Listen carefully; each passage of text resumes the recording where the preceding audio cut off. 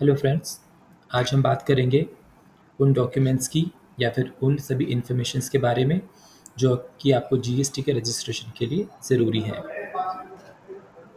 चलिए शुरू करते हैं। पहले आपको जो एक अपना कलर फोटोग्राफ जो कि जेपीईजी फॉर्मेट में होना चाहिए और उसका साइज़ 100 केबी से कम में होना चाहिए। तो सॉफ्ट कॉपी में ही आपको अपने कलर फोटोग्राफ रेडी रखना है।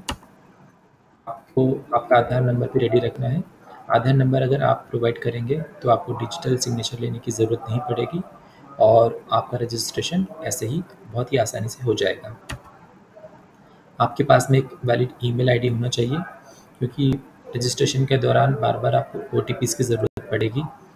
बाद में भी आपको जब भी लॉगिन करना होगा तो ओटीपी आएगा, वो आपकी मेल आईडी पे ही आएगा और बाकी के सारे करस्पॉन्डेंस भी मेल आईडी के थ्रू होते हैं। तो एक वैलिड ईमेल आईडी आपको ज़रूरी है। इसी तरह से आपके पास में एक वैलिड मोबाइल नंबर भी होना चाहिए क्योंकि जैसे मैंने कहा मेल आईडी पे आपको ओटीपीज़ आएंगे, सेम ओटीपीज़ आपको मोबाइल नंबर पे भी आते हैं। तो यदि आप ऐसी सिचुएशन में हैं जब आप अपना मेल आईडी को एक्सेस नहीं कर सकते हैं तो आप इस मोबाइल नंबर पे जो ओटीपी आएगा उसको यूज़ आसानी से कर पाएंगे। तो एक वैलिड मोबाइल नंबर ज़रूरी है। पैन कार्ड की इन्फॉर्मेशन बहुत ज़रूरी है। बिना पैन कार्ड के आप जीएसटी रजिस्ट्रेशन नहीं कर पाएंगे। आप अगर गुड्स में डीलिंग कर रहे हैं तो जो भी आप गुड्स में डीलिंग कर रहे हैं, मेन आपके जो 5 गुड्स हैं उसका एचएसएन कोड आपको पता होना चाहिए और अगर आप सर्विस प्रोवाइड कर रहे हैं तो जो भी आप सर्विस प्रोवाइड कर रहे हैं उसका एचएसएन कोड भी आपको पता होना चाहिए। अगर आपको नहीं भी पता है तो ऑनलाइन आपके पास में बहुत सारे वेबसाइट्स हैं जहाँ से पता कर सकते हैं या फिर रजिस्ट्रेशन के दौरान ही आप डिस्क्रिप्शन डाल करके भी उसे सर्च कर सकते हैं। जहाँ पर आप बिज़नेस करते हैं उस प्लेस की आपको इन्फॉर्मेशन प्रोवाइड करना होगी। तो यदि वो प्लेस आपका खुद का है या फिर अगर आपने उसको रेंट पे लिया है तो लीज़ रेंट हुआ या रेंट एग्रीमेंट हुआ, टेलीफोन बिल, इलेक्ट्रिसिटी बिल और अगर खुद का है तो म्युनिसिपल खाता कॉपी होना चाहिए आपके पास में, फिर टैक्स रिसिप्ट्स होनी चाहिए।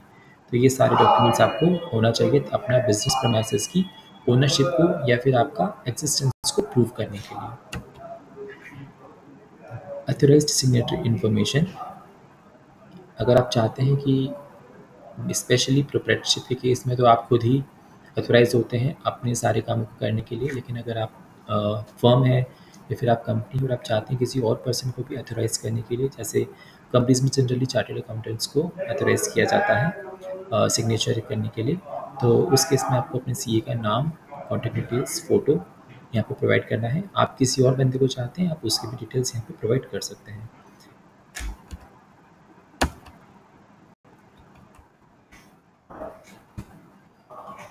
अगला है बैंक अकाउंट की इन्फॉर्मेशन। तो आपको आपका कम से कम एक अकाउंट की इन्फॉर्मेशन तो यहाँ पे देना ही होगी। तो आपके पास में आपका बैंक अकाउंट नंबर होना चाहिए, उसका आईएफएससी कोड होना चाहिए और आप ऑनलाइन अपना बैंक स्टेटमेंट भी डाउनलोड कर सकते हैं, वो आपको अपलोड करना पड़ेगा।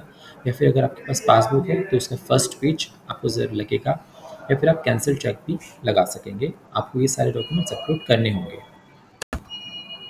इन सभी के अलावा पार्टनरशिप फर्म अगर है तो पार्टनरशिप डीड, पैन की इन्फॉर्मेशन आपके पार्टनर्स के बारे में, और पार्टनरशिप फर्म का अगर बैंक अकाउंट है तो उसके लिए या तो बैंक स्टेटमेंट या फिर बैंक की पासबुक या फिर कैंसिल चेक लगेगा। और पार्टनर्स के आपको पैन नंबर्स, फ़ोटो, आईडी और आधार की इन्फॉर्मेशन डालना पड़ सकती है। ऐसे ही कंपनी के केस में memorandum of association, article of association, registration certificate of company, bank statements, pan, photo, ID of directors, ये सभी डॉक्यूमेंट्स आपको ज़रूरत पड़ेगी। होप आपको ये वीडियो पसंद आया होगा।